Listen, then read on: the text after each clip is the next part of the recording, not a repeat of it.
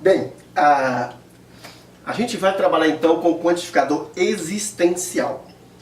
Nós vimos que o quantificador universal, ele se preocupa com o todo, com a totalidade dos elementos de determinado conjunto.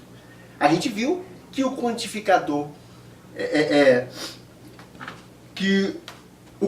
universal, ele trabalha, na verdade, com o todo, de forma compreensiva. Já o quantificador existencial, nele, não há esta preocupação. Não há esta preocupação. Você pode usar o quantificador existencial para se referir a grupo de elementos de um conjunto. Para ficar mais fácil, é até bom partir um pouco mais para a prática e deixar um pouco essa teoria por enquanto. Mais tarde vai ficar mais fácil para vocês. Olha, o quantificador existencial, que a gente vai simbolizar assim, com esse o contrário, tá vendo? Quantificador existencial, a gente vai utilizar este símbolo aqui, e ele equivale às expressões existe, a expressão algum, cuidado com a expressão algum, acho que eu trouxe um slide aqui explicando melhor, cuidado com a expressão algum, cai demais em prova e derruba muita gente. Então, lógica de primeira ordem por si só já é um problema, porque em geral o candidato começa a estudar lógica para concurso e o início de lógica proposicional já não é fácil para muita gente. Então, geralmente não dá tempo de ver lógica de primeira ordem.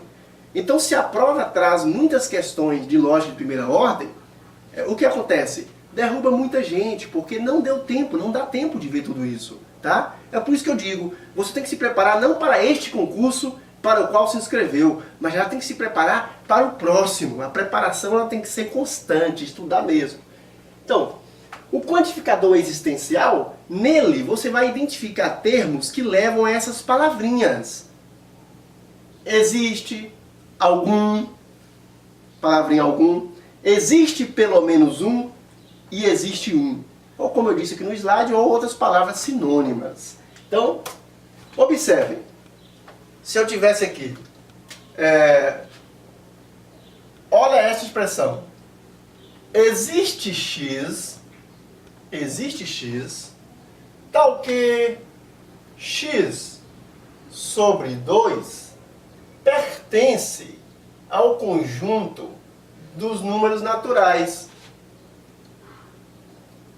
Existe x, tal que x sobre 2 pertence ao conjunto dos números naturais. Isto é verdadeiro ou falso? Claro que é verdadeiro. É óbvio que existe x, tal que x sobre 2 pertence a n. É óbvio que existe. Por exemplo, x poderia ser 10. 10 dividido por 2 dá 5. 5 pertence ao conjunto dos números naturais. Agora, é interessante, percebam que se eu utilizasse aqui o quantificador universal, aí a expressão já não seria verdadeira. Se eu utilizasse aqui para todo x, x sobre 2 pertence a n, aí a expressão seria falsa. Porque não é todo x que eu coloco ali que x dividido por 2 vai pertencer ao conjunto dos números naturais. Não é todo x. Mas, vocês já começam a perceber que, em verdade, lá na frente nós vamos negar uma expressão com quantificador universal utilizando o quantificador existencial.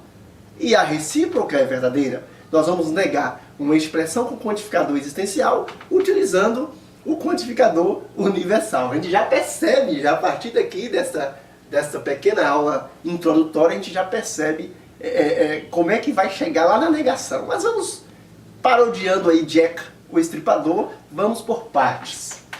Então, o que acontece? O quantificador existencial, ele dá destaque. Vamos ver a expressão de baixo? Olha aqui. Existe x, tal que x ao cubo é menor do que 57. E aí, essa expressão é verdadeira ou falsa? Claro que é verdadeira. Claro que existe elemento, que existe x, que ao ser elevado ao cubo será menor que 57. Por exemplo, 3. Vamos elevar 3 ao cubo? 3 vezes 3, 9 vezes 3, 27. 27 é menor que 57. 2, por exemplo. Vamos elevar 2 ao cubo?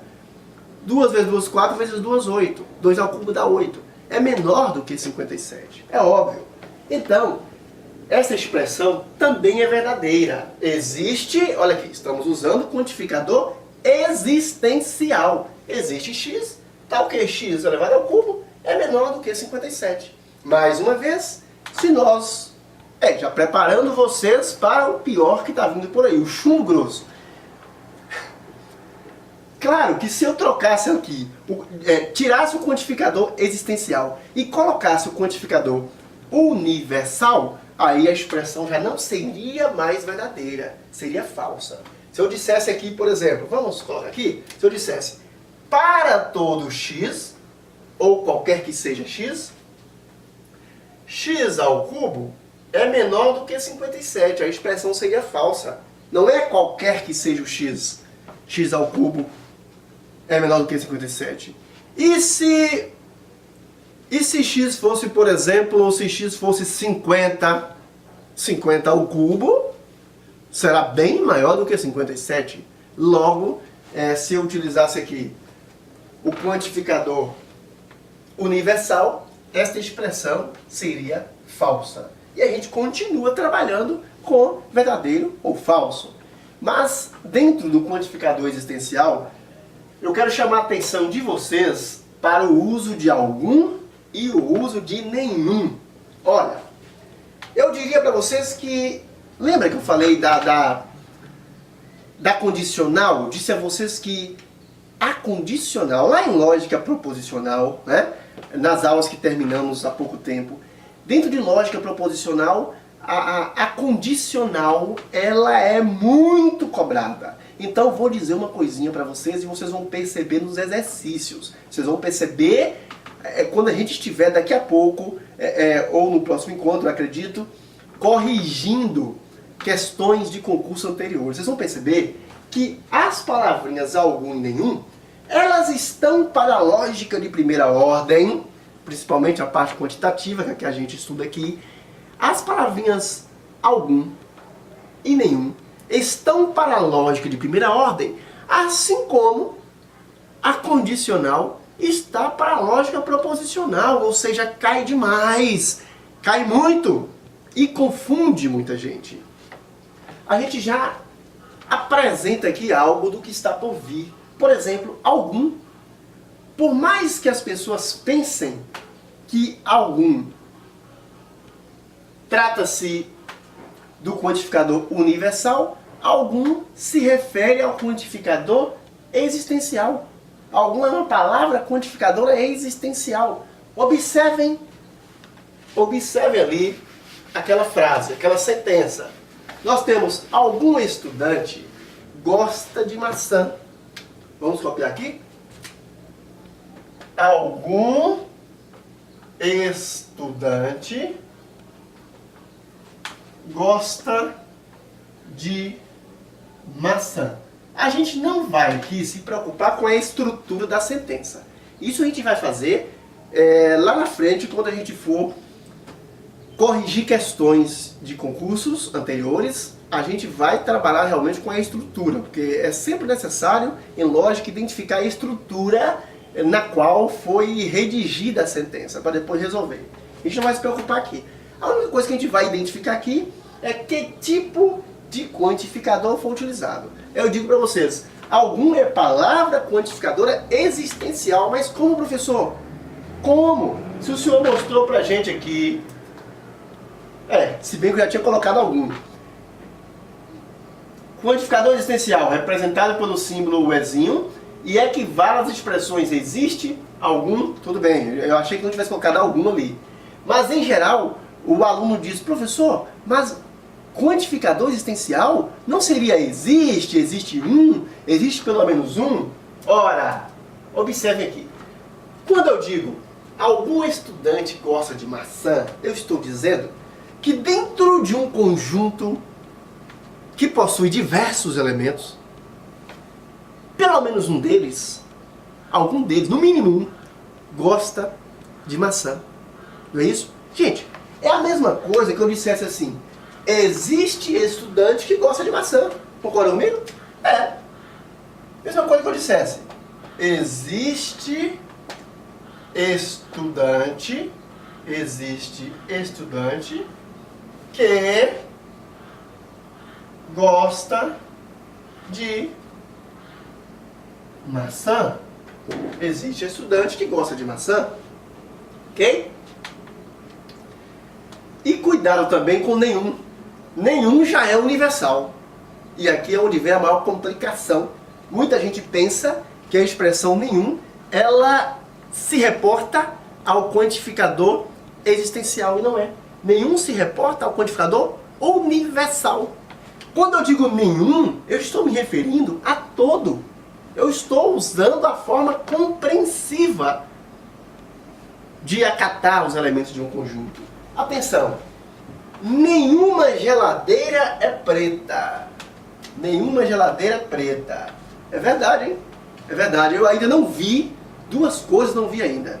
Geladeira preta e o genro carregar a foto da sogra na carteira. Então, nenhuma geladeira preta. Nenhuma geladeira é preta.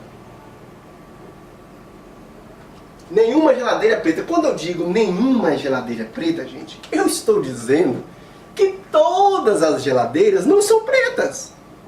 Ou melhor, todas as geladeiras são não pretas. Vamos usar a expressão certa. Quando eu digo nenhuma geladeira é preta, é a mesma coisa que eu dizer assim, olha, atenção, toda geladeira é não preta. Ou ainda, né, já que essa expressão é um pouco fora do cotidiano de vocês, eu posso dizer assim, toda geladeira não é preta.